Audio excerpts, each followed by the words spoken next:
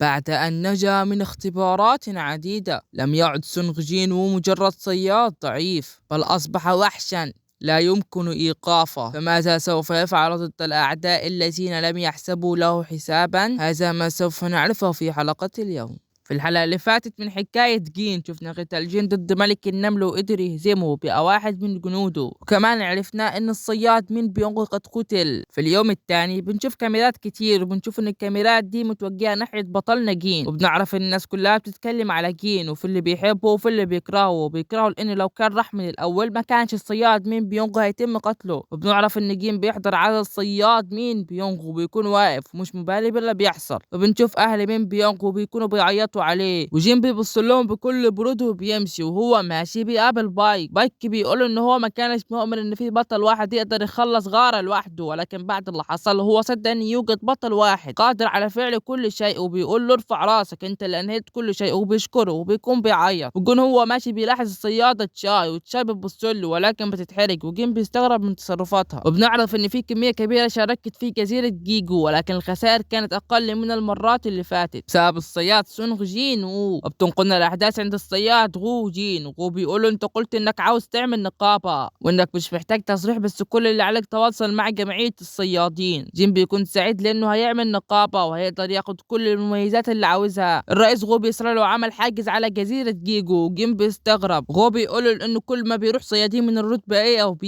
عشان يجمعوا حجار سحرية بيغمى عليهم، وان معظمهم من نقابة الفرسان. جيم بيقول انه ما عملش حاجه. غو بيقول انه كان واثق. جيم بيساله لو مش فاكرين حاجه. غو بيقول انهم بعد ما استيقظوا ما كانوش فاكرين حاجه اصلا، هم مش عارفين لو تم مواجهتهم بالسحر او لا. جيم بيفضل ساكت ومش بيرد عليه، وبيفكر في نفسه بيقول هل يوجد فخ تركه النمل. وفي واحد بيجي للرئيس غو بيقول له حاجه. الرئيس غو بيقول له ان الضيف المنتظر جه بسرعه، وبيستأذن من جين وبيمشي. وجيم بيقول انا كمان لازم ارجع البيت. وجيم بيروح للعربيه الكحيانه بتاعته، وفجاه بيظهر حد وبيعرف عن نفسه، وبيكون اسمه ادم من الولايات المتحده الامريكيه. ادم بيقول انه جاله في المكتب ولكن ما كانش قاعد، وبيعتذر له ان هو قابله في الشارع. وجيم بيستغرب ويفتكر لما جين هو قال له ان في صياد اجنبي جه عشان يقابله. جيم بيساله عاوز ايه. ادم بيقول له انه جاي له بمعلومات مهمه. جيم بيستغرب. ادم بيقول ان المعلومات دي مش هيلاقيها في اي مؤسسه تانية. وجيم بيساله ليه هيدوا المعلومات دي. ادم بيقول انه مش بيشاركوا المعلومات دي غير مع صيادين محددين فقط، وكمان نائب المدير عاوز يقابله ولكنه ما قدرش يجي عشان وراه اشياء كتير. ولما نروح هناك نائب المدير هيعرفك على كل حاجه ولو عاوز يروح دلوقتي. جيم بيقول له انه مش عارف لو المعلومات دي مفيده او لا، وانه هيتصل بيه مره تانية. ادم بيقول له متطور هل تعلم ان هناك مستيقظ يمكنه زياده قوه مستيقظ اخر. جيم بينتبه لكلامه. بنشوف عربيات فخمة ماشية في الطريق وبتوقف عند مبنى كبير. بنروح عند جين واللي بيوصل عند نائب المدير واللي هو مايكل اللي شفناه في الأحداث اللي فاتت. ومايكل بيقول انه هيدخل في صلب الموضوع. بيطلب ملف فيه أوراق، وبتكون دي أوراق جاهزة للصياد سونغ جينو عشان يسافر لأمريكا، وانه لو وافق هيصبح مواطن أمريكي من دلوقتي. جيم بيبص له بنظرات حادة وبيقول انه جه هنا لأن آدم قال له ان في معلومات مهمة، وبيسأله هل يوجد مستيقظ يمكنه زيادة قوة مستيقظ آخر. مايكل بيقول له أيوه وكمان هي موجودة معانا هنا. مايكل بيطلب منهم يجيبوا السيدة زيلر. السيدة زيلر بتدخل. جيم بينصدم من حاجة. مايكل بيقول إن السيدة زيلر يمكنها زيادة قوة مستيقظ آخر. جيم بيقول إن الهالة بتاعتها مختلفة عن باقي المستيقظين. مايكل بيطلب منها تشرح قدرتها للصياد سونغ جين وو. السيدة زيلر بتقول له إنه أكيد مش مصدق وإن كل الصيادين اللي جو قبلك كانت تعبير وشهم زيك كده، ولكن أنت لما تجرب بنفسك هتمسك بالأمر وبتقرب منه وبتقول له المستيقظين كلهم عندهم قدرات ولكن بحاجة إلا استيقاظ ثاني عشان يقدروا يفعلوا قدراتهم، وهي عندها القدرة انها تساعد الصيادين وتخليهم يتجاوزوا قدراتهم. مايكل بيقول انه كلامها صحيح، وكمان هي لما بتستخدم قوتها بتحتاج انها ترتاح لفترة طويلة، عشان كده مش بيختاروا غير صيادة او اتنين في السنة يحصل لهم استيقاظ. جيم بيقول له انا واحد منهم وان المهارة دي مذهلة، وبيسألها عن نسبة نجاح قدرتها. السيدة زار بتقول له ان القدرة الاول كان بتعتمد على قوة الشخص، ولكن حاليا بعد ما توصل للمرحلة الثالثة مع الصيادين بيحسوا بزيادة في قوتهم بنسبة 20 ل 30%. جيم بيقول ان الامر ده مستحيل، وان عشان كده الصياد هوانغ دونغ زو قرر ينتقل لامريكا، وان شكله عرضوا عليه نفس العرض واكيد ما فيش اي صيادة يفوت الفرصة دي. جيم بيسأله لو تم تسريب المعلومات. مايكل بيقول له ما يخافش انهم بيوفروا حماية قوية للسيدة زيلر، وكمان بيعطوها فلوس كتير جدا. ما فيش اي معلومات هيتم تسريبها. جيم بيلاحظ حاجة وانه لا هيتم اختياره هو مش هيكون صياد امريكي. مايكل بيقول انه لو اصبح صياد للولايات المتحدة الامريكية هيدخل اي نقابة هو عايزها واي حاجة هو عايزها تتوفر ليه، وكمان هيكون ليه مرتب كبير جدا جدا. وبتتكلم السيدة زيلر وبتقول له انه مش لازم يستعجل في قراره وانه ياخد وقته في اتخاذ القرار، واحنا هنا عشان نفتح الزر الاول وزي ما قلنا لك دي هدية من عندنا. مايكل بيقول له لو عاوز يفتح امكانياته، وجيم بيستغرب بيقول لهم لو كان في مقابل. مايكل بيقول له يعتبر ان دي خدمة بسيطة منهم. جيم بيفضل يفكر وبيقول انها واثقة في قدراتها بشكل كبير. والسيدة زيلر بتمسك يد جين وبتقول له يبص في عينها، ودي اول مرحلة من مرحلة الاستيقاظ. مايكل بيقول كده لكن وقع في الفخ، وانه بعد ما ينتهي من رفع مستواه هيتصل علينا تاني. وبيكون مستغرب ان الصياد غوتو ريوجو ما قدرش يخلص على جزيرة جيجو، وان الصياد سونج جين وو قدر يخلص عليها بكل سهولة. والسيدة زيلر بتبدأ تفعل قوتها على جين، ومايكل بيتساءل ما مدى فراغ قوة جين. بس مرة واحدة السيدة زيلر بيحصل لها حاجات غريبة، ويكون في آلة سوداوية محاطة بها. ومرة واحدة بينتقل لمكان تاني بيكون مكان مظلم جدا، وفجأة بيطلع عليها شخص غامض وبيطلع هالة قتل قوية جدا. السيدة زيلر بتترعب وبتصرخ من المنظر اللي شافته، والحراس بيرفعوا الأسلحة على جين وبيسألوه عمل ايه للسيدة زيلر. مايكل بيتعصب عليهم وبيقول لهم انتوا ما تعرفوش مين ده، والحراس بيستغربوا. مايكل بيقول لهم لو خايفين على السيدة زيلر ياخدوها. مايكل بينحل جين وبيعتذر له عن اللي عمله الحراس، وجين مش بيكون فاهم حاجة وبيقول له عادي. مايكل بيقرب من الحراس وبيذكر لهم اسم 2 صيادين، وانهم لو كانوا مكان جين كان هيتم قطع رأسهم في لحظة. مايكل بيروح يطمن على السيدة زيلر وبيسألها ايه اللي حصل. السيدة زيلر مش بتقدر ترد عليه وبتكون مرعوبة جدا. مايكل بيسألها انها ليه عرقانة كده، ولكن السيدة زيلر مش بتقدر ترد عليه. مايكل بيقول لجين السيدة زيلر مش بخير دلوقتي، وان هو هيتواصل معاه مرة تانية عشان يعيدوا التجربة، وبيطلب من آدم يرافق السيد سونج جين وو الى منزله. وبيرجع للسيدة زيلر وبيسألها عن اللي حصل. السيدة زيلر بتكون مرعوبة وبتقول له انه اشبه بملك. مايكل بيقول يعني هو كده يعتبر في قوة صياد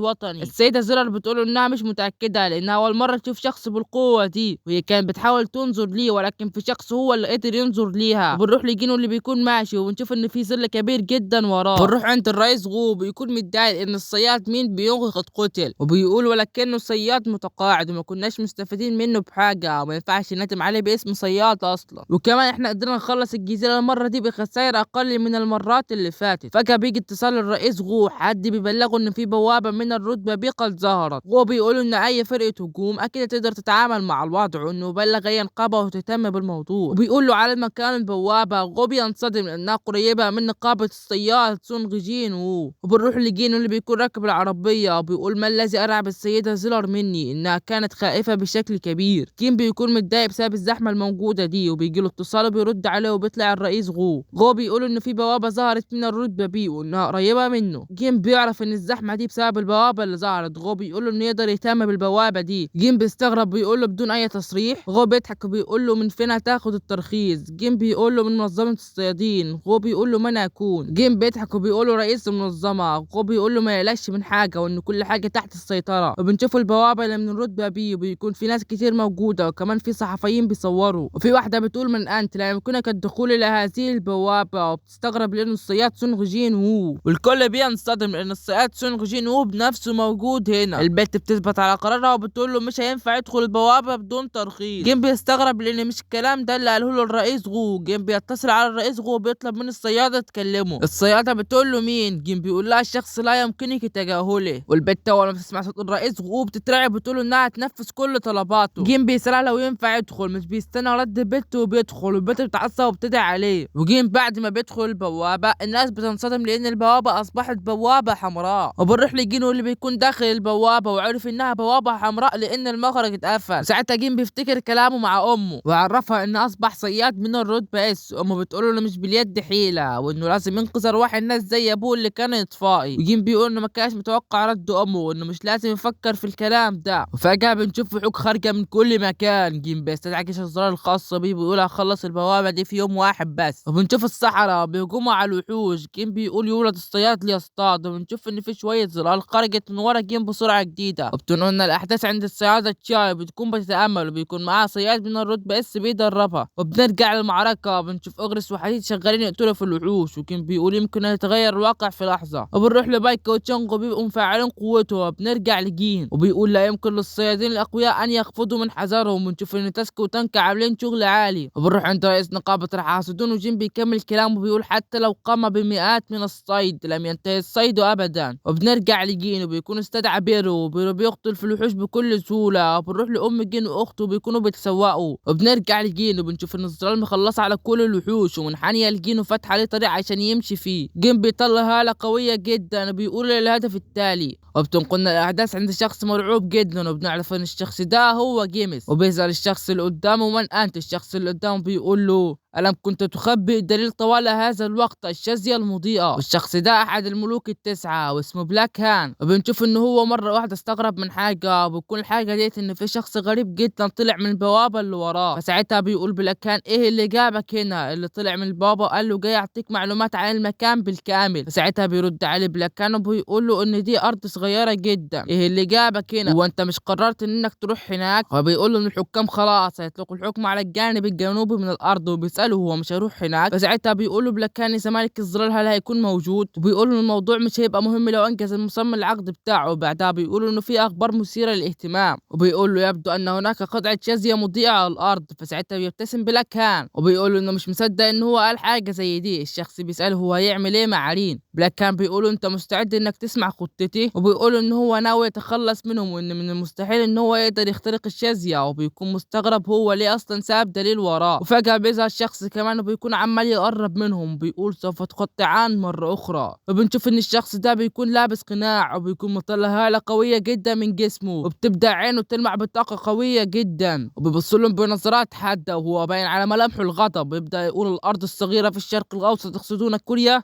الشخص التاني بيطلب من بلاك هان إنهم يغادروا بسرعة. بلاك هان بيقول للشخص اللي قدامه إنه هو لو يقدر يلحقهم فيلحقهم. الشخص بيقول له هو بيطلع أسلحته بالطبع يعني أسمح لك بالرحيل. وبنشوف ساعتها إنه هو بدأ يهجم على بلاك هان. فساعتها بلاك هان بكل سهولة بيطلع درع من الجليد وبتصدى ليه، وساعتها بيحصل انفجار ضخم من الطاقة. وبنتقل معاه المشهد عند البوابة الحمراء اللي جين كان داخل فيها، وبنروح داخل البوابة وبنشوف إن في وحش بيتكلم بيقول هذا أنت الرجل الذي قتلت جونيوجيا. وبنشوف إن ورا الوحش العديد من جنوده وبيكونوا لابسين أقنعة. وبنشوف كمان إن جين واقف قدامه بلا مبالاة. الوحش بيقول هجومه ولكن الوحش بينصدم لأنه مش بيلاقي جنوده أصلا، وجين بيضحك وبيقول انهضوا. فساعتها بنشوف رجلين لأحد جنود الظل الخاصين بجين، وبنشوف إن في جثث خاصة بالوحوش. وبيبدأ جنود جين إنهم يطلعوا من وسط الشجر، وبنشوف إن هم أصلا كانوا خلصوا على كل الوحوش بالكامل. جين بيقول للوحش لا أعتقد أن هناك المزيد من الرجال السريون. الوحش بينصدم. فساعتها في حاجة بتيجي في وش الوحش وبيمسكها في ايده وبتكون رأس واحد من جنوده. ساعتها بتظهر رجلين وبتكون واقفة على عمود قريب جدا من جين، وبنعرف ان الرجلين دي خاصة ببيرو، وبيكون شايل راس احد الوحوش. وبنشوف ان حوالين جين اقوى جنوده، وبيكون تاسك كمان واقف ورا جين. فساعتها الوحش بيترعب جدا من جين، وجين بكل ملامح باردة بيقول للوحش نبدأ. فساعتها اول ما جين بيقول الجملة دي كل الجنود الخاصين بجين بينطلقوا. الوحوش اللي معاه بتكون بتصرخ فيهم، ففي لحظة من الزمن بيهجم عليهم حديد بالفاس بتاعه بيدمرهم بشكل كامل. بنروح عند جين وبنشوف ان في وحشين بيكونوا بيهجموا عليه. فمره واحده بيظهر من وراه تانك وبيدي على الوحوش دي بهجمه واحده. الوحش بيتعصب جدا وبيشتم جين ويبدا انه يهجم عليه. فجين بيبص له بكل برود، وبنشوف بقى اغرس وبيرو. وفي لحظه واحده بس اغرس وبيرو بينطلقوا على الوحش، وبيرو بيقطع الوحش ذراعه واغرس بيقطع رجله. فساعتها الوحش بيقع على الارض. فتاسك بيبدا انه يستخدم ترميمه العمالقه، وبيبدا حجمه انه يكبر بشكل كبير، وبيوجه ايده باتجاه الوحش وبيفعل عليه مهاره الجاذبيه العكسيه. فساعتها الوحش بيقع على الارض، وجين بيقول له اجيب عن سؤال الان سيكون اقل ايلاما اذا اجبتني. وبنشوف ان الوحش قد مات ومش بيقول لجين حاجه. جين بيقول نظام مش عاوز نعرف حاجه، على كل حال كل ده هيتعرف قريبا. جين بيفتح المخزن وبيجيب شيء من جواه، بيقول في نفسه المفتاح من الصندوق العشوائي الملعون. وبنشوف ان المفتاح ده مفتاح لونه اسود اللي جين حصل عليه في الموسم الثاني اللي ما كانش ليه اي معلومات نهائيا. بيكمل جين كلام مع نفسه بيقول تم استيفاء الشروط اللازمة لتحقيق المستوى 100. شفنا ان جين لما خلص جزيرة جيجو وصل للمستوى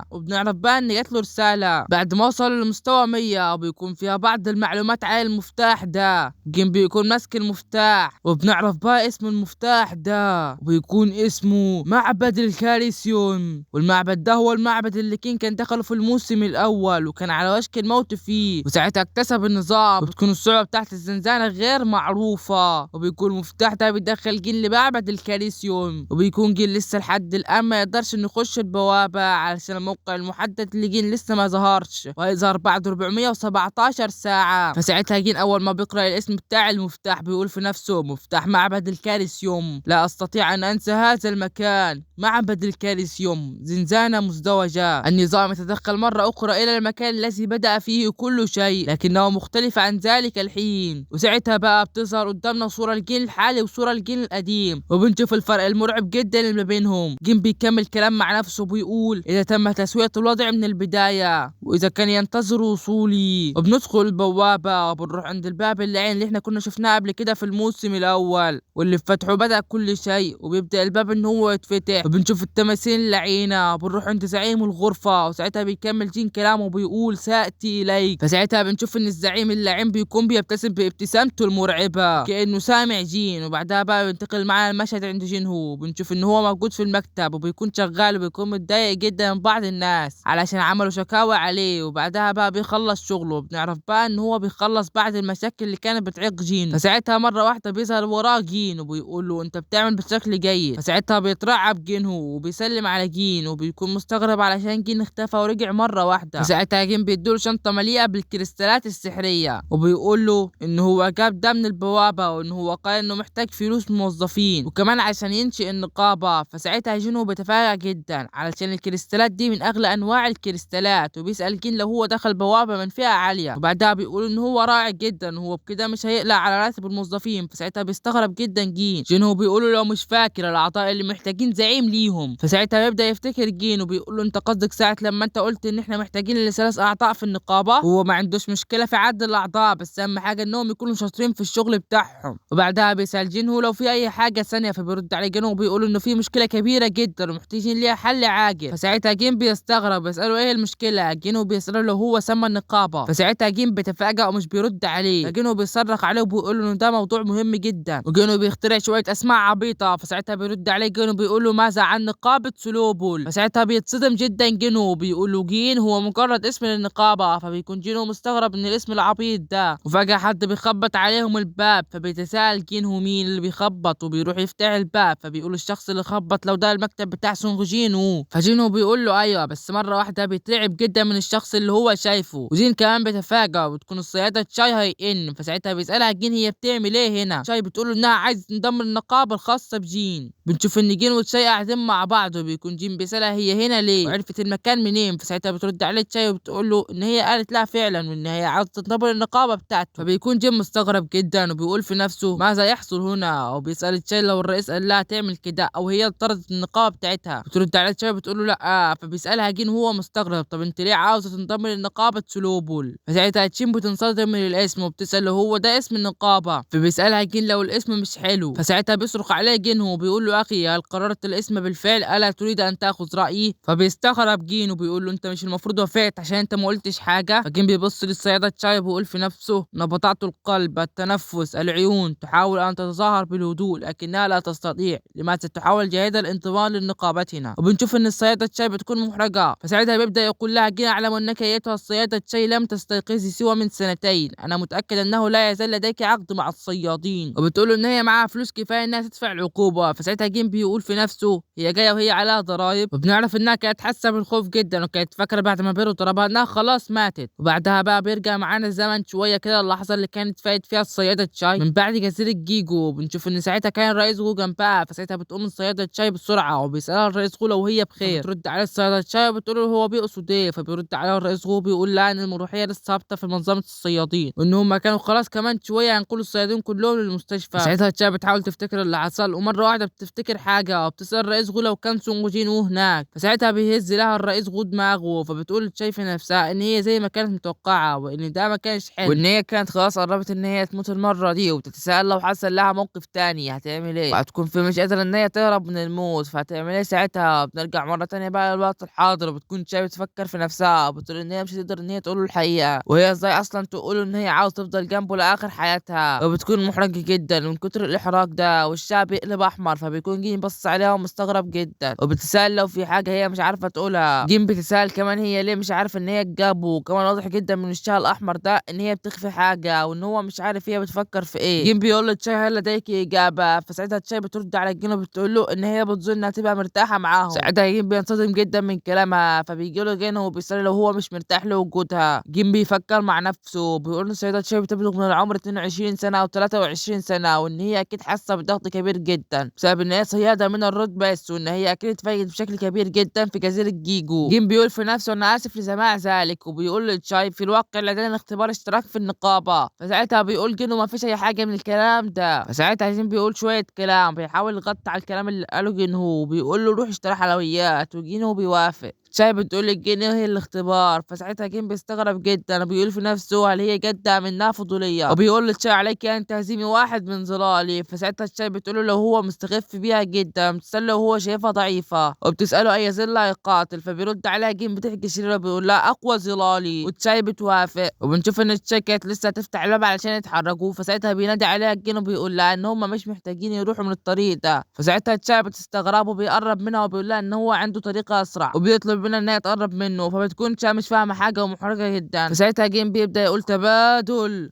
فبنشوف ان هو حاضن تشاي، بتكون تشاي محرجة جدا، وبتبدأ الهالة الظلامية ان هي تغطيهم هما الاتنين. فبتكون تشاي مصدومة جدا، وبنشوف ان هما خلاص بدأوا ان هما ينتقلوا وبينزلوا لتحت الارض علشان يختفوا من المكان. فساعتها بيجي جين هو وبيفتح الباب وبيجي علشان يديهم شوية حلويات. فبيتفاجأ بوجود اورك اعلى، وبيكون الجن ده باصص له. فالجند بيمد ايده وبياخد الحلويات من ايد جين وبياكل. فساعتها جين بيكون مصدوم جدا، وبينتقل معاه المشهد عند الصالة الرياضية، وبيكون جين بيقول لتشاي ان هما خلاص وصلوا، وفعلا بيكونوا جوه الصالة الرياضية.